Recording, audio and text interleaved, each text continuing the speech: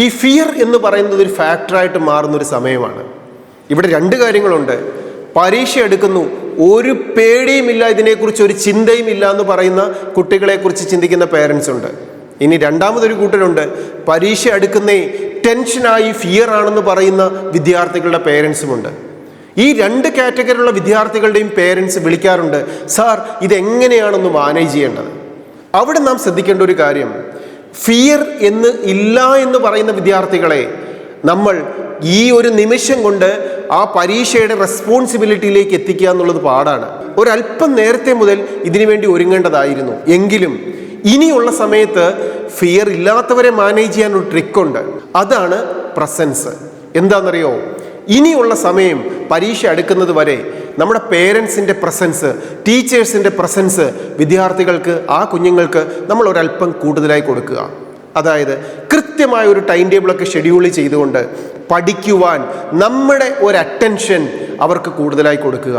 ഇത് പഠിച്ചു കഴിഞ്ഞോ, ഇനി എന്തൊക്കെ പഠിക്കാനുണ്ട്, പരീക്ഷയ്ക്ക് മാർക്ക് കിട്ടാൻ എന്തൊക്കെ മിസ്റ്റേക്കുകളാണ് ഒഴിവാക്കേണ്ടത്, ഒരു മോഡൽ എക്സാമിനേഷൻ എഴുതി ഇതിൽ നിന്ന് നിനക്ക് മാർക്ക് സ്കോർ ചെയ്യുവാൻ നീ കറക്റ്റ് ചെയ്യേണ്ട പോർഷൻസ് എന്തൊക്കെയാണ്, ഒരു കൃത്യമായ നോട്ട്സുകൾ റിവിഷൻ ചെയ്യാൻ എങ്ങനെ പ്രിപ്പയർ ചെയ്യണം, വീക്കായിട്ടുള്ള പോർഷൻസിനെ കറക്റ്റ് ചെയ്യാൻ നമ്മുടെ സപ്പോർട്ട് എന്താണ് ചെയ്തു കൊടുക്കേണ്ടത്, ഇങ്ങനെയൊക്കെ ടീച്ചേഴ്സിൻ്റെയും പേരൻസിൻ്റെയും കൃത്യമായ പ്രസൻസിലൂടെ നമുക്ക് ഒരു ഫിയറും ഇല്ലാത്തൊരു കുട്ടിയെ കറക്റ്റ് ചെയ്യാൻ സാധിക്കും.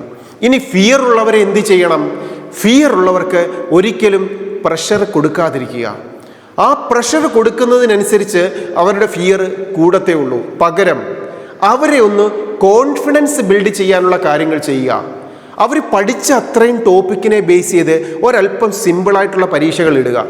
ആ പരീക്ഷയിൽ മാർക്ക് കിട്ടുമ്പോൾ അവരുടെ കോൺഫിഡൻസ് ഇംപ്രൂവ് ചെയ്യും. അതിനുശേഷം ഇനി പഠിച്ചു തീർക്കാനുള്ള ടോപ്പിക്കുകൾ എന്തൊക്കെയെന്ന് കൃത്യമായ ഒരു ചാർട്ട് പ്രിപ്പയർ ചെയ്തിട്ട് ആ ചാർട്ടിനെ ഓരോന്നായി പഠിപ്പിച്ച് തീർക്കുക. എന്നിട്ട് അതിൽ നിന്ന് പരീക്ഷകൾ ഇടുക. എക്സാമിനേഷൻസ്, മോഡൽ എക്സാമിനേഷൻ ഇടുമ്പോൾ എപ്പോഴും ഫസ്റ്റ് നമ്മൾ സിമ്പിൾ എക്സാമിനേഷൻസ് ഇടുക. ടെൻഷനുള്ള വിദ്യാർത്ഥികൾക്ക് നല്ല കോൺഫിഡൻസ് ബിൽഡ് ചെയ്യുവാൻ സിമ്പിൾ ടു ടഫ് എന്നൊരു പാറ്റേണിലേക്ക് അവരെ കൈപിടിച്ച് കൊണ്ടുപോവുക. കോൺഫിഡൻസ് ബിൽഡ് ചെയ്ത് കൊടുക്കുക. നല്ല ഫുഡ് ഹാബിറ്റ്സുകളും നല്ല മെഡിറ്റേഷന് വേണ്ട അഫർമേഷൻസ് ഒക്കെ അവർക്ക് പറഞ്ഞു കൊടുത്തുകൊണ്ട്, നന്നായി ഒരു കെയർ കൊടുത്തുകൊണ്ട് അവരെ വിജയത്തിലേക്ക് കൈപിടിച്ച് നടത്തുക. Study well, enjoy your future.